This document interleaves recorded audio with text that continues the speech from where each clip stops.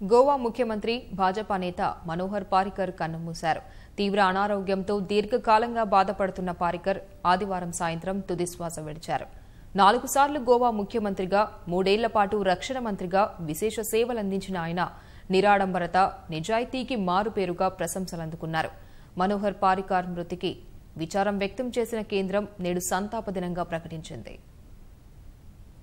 దీర్ఘకాలంగా క్లోమగ్రంథికి సంబంధించిన అనారోగ్యంతో బాధపడుతున్న గోవా ముఖ్యమంత్రి మనోహర్ పారికర్ ఆదివారం మరణించారు. గత ఏడాది నుంచి అనారోగ్యంతో బాధపడుతున్న పారికర్ గోవాలోని ప్రైవేటు నివాసంలో కన్నుమూసినట్లు గోవా ముఖ్యమంత్రి కార్యాలయం వర్గాలు వెల్లడించాయి. 2 రోజుల క్రితం పారికర్ ఆరోగ్య పరిస్థితి విషమించడంతో శనివారం నుంచి కృత్రిమ శ్వాస అందించారు. చివరకు నిన్న సాయంత్రం 6:40 ఆయన తుదిశ్వాస విడిచారు. పనాజీలో ఇవాళ అధికార లాంఛనాలతో అంత్యక్రియలు జరుగుతాయి. మనోహర్ పారికర్ గోవాలోని ఓ మధ్యతరగతి కుటుంబంలో 1955 డిసెంబరు 13న జన్మించారు. పాఠశాల దశలోనే ఆర్ఎస్ఎస్ లో చేరిన ఆయన ముంబై ఐఐటిలో మెటర్జికల్ ఇంజనీరింగ్ చదువుతున్నప్పుడు కూడా సంఘ్తో అనుబంధాన్ని వీడలేదు. గోవాలో మహారాష్ట్రవాది గోమంతక్ పార్టీ ప్రాబల్యమున్న సమయంలో భాజపాలో చేరిన పారికర్ 1994లో పనాజీ నుంచి శాసనసభకు తొలిసారి ఎన్నికయ్యారు. 1999 జూన్ నుంచి నవంబర్ వరకు ప్రతిపక్ష నేతగా వ్యవహరించారు. 2000 అక్టోబర్ 24న తొలిసారి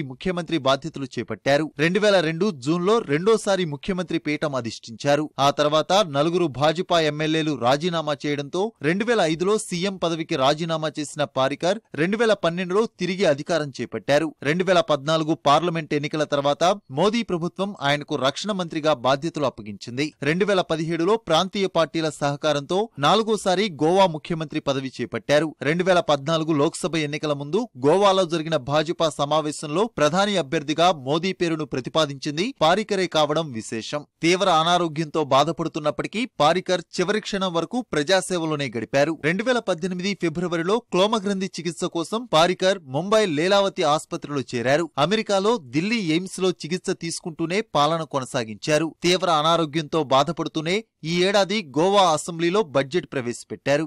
మనోహర్ పారికర్ మృతి పట్ల పలువురు ప్రముఖులు సంతాపం ప్రకటించారు. రాష్ట్రపతి రామ్నాథ్ కోవింద్ పారికర్ను అంకిత భావానికి ప్రతీకగా కొనియాడారు. పారికర్ ఆధునిక గోవా నిర్మాత అని, ఆయన సేవలు తరతరాలకు గుర్తుంటాయని ప్రధాని నరేంద్ర మోదీ కితాబునిచ్చారు. పారికర్ మృతికి ప్రగాఢ సంతాపం తెలిపిన కాంగ్రెస్ అధ్యక్షుడు రాహుల్ గాంధీ ఆయనను గోవా ముద్దుబిడ్డగా అభివర్ణించారు.